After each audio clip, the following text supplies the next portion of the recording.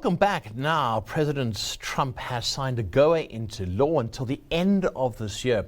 And after waiting in limbo, South Africa is still eligible for the program.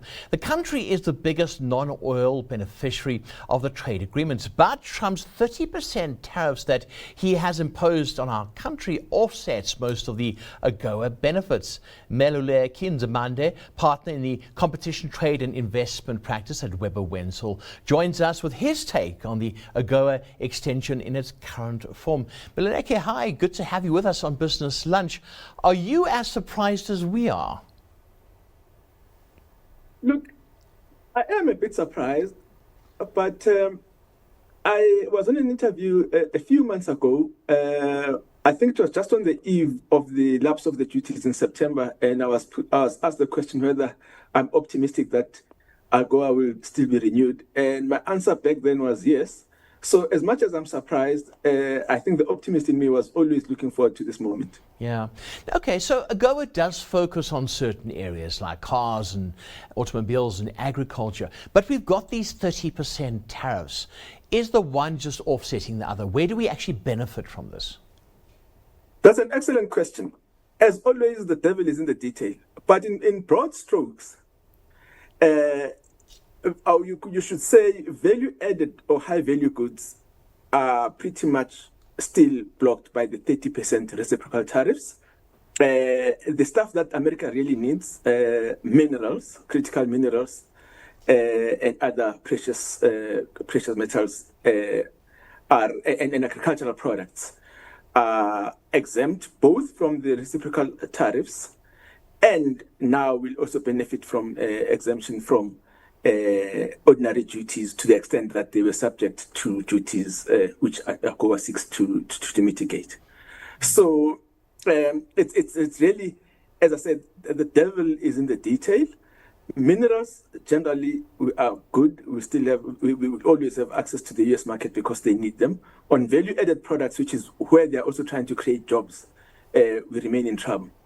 Yeah, you see, that's the interesting part. But 1 year, I mean, that's also very concerning. I know they wanted 3 years to start with, but 1 year, is that enough? I mean, you talk about the devil in the detail, that 1 year worries me a bit. Correctly so. 1 year is pretty much nothing, and I'll tell you why. If you go back to the basics. When AGOA was enacted, I think it was Bill Clinton, the idea was to help Africa industrialize. And the long periods over which it was extended, I mean, it was initially 10 years and 15 years, and talk about the next iteration before the new administration in the US took place was 20, 25 years. Those are significant periods which allow you to sink capital and build a factory and supply and get preferential access to the US market in terms of the product you produce and realize a return. So a 1 year period is clearly, to me anyway, an interim measure whilst the US is figuring out, hopefully alongside with African leaders on what to do next. Yeah.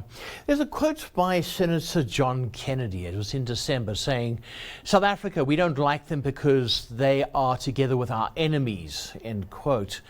Trump could change this. They could change in a heartbeat to say we are withdrawing. From a legal aspect, can they actually do that? Once we've agreed to this, is it cast in stone, or can Trump get up on the wrong side of the bed one day and end it? Look, at its core, AGOA is a gift. It's a unilateral act by Congress in the US to give qualifying African states a preferential access to the US market. The president then signs that act into law. The act itself contains provisions that allow for what's called an out-of-cycle review, where any beneficiary African country can be subject to a review even prior to the expiration of the period over which the AGOA has been extended. So that power has always been there. It continues to be there, and it has been exercised even by predecessors of Donald Trump, where they've been unhappy with particular countries. For the record, I I would take a different view to Senator Kennedy that the US and South Africa are enemies. I think there are differences, but I wouldn't go as far as calling our relationship an enemy. Yeah. So from a matter of law, I mean, you see Trump, he signs these presidential declarations and he holds them up like this, and you see his big signature. Once it's signed, it is signed. I mean, it's the powers of the president versus the powers of Congress. I suppose it's difficult to determine. So the system is not unlike ours. I think what's caught the attention of the world these days are these so-called executive orders that Trump is signing. The extension of AGOA falls in the ordinary course of lawmaking. So, for instance, in South Africa, you'll hear that our parliament has passed a law, it's sitting on the president's desk, or the president has just signed into law a particular act. It's a similar process, really, in relation to AGOA. Yeah. Which areas do you think we're going to prosper with? I mean, you spoke about minerals. They need our minerals. They realize, don't they, that they actually do need South Africa. Because like I said in an earlier interview, it might become America alone, not make America great again. They actually need us. Look, again, we've got long established trade relations with the US. When you do business, you get into an established pattern. And as long as both parties benefit, there is no reason to change. South Africa, if my memory serves, 50% of the value of our exports to the US has been minerals and precious metals, and then the other 50% agriculture and other value-added goods. So it's good for business to have that trade continue.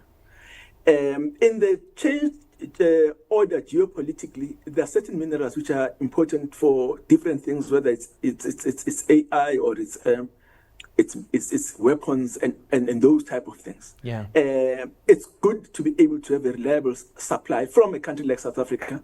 And whether we like it or not, the US has got almost an unequal power relative to us. It's more powerful relative to us. Yeah, you see. So our room for bargaining is there, but I don't want to overstate it.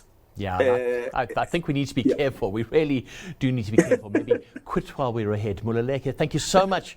Meluleki, good to have you with us on Business Lunch. Thank you so much for joining us. That was Meluleki Nzimande, partner in the competition, trade and investment practice at Webber Wentzel.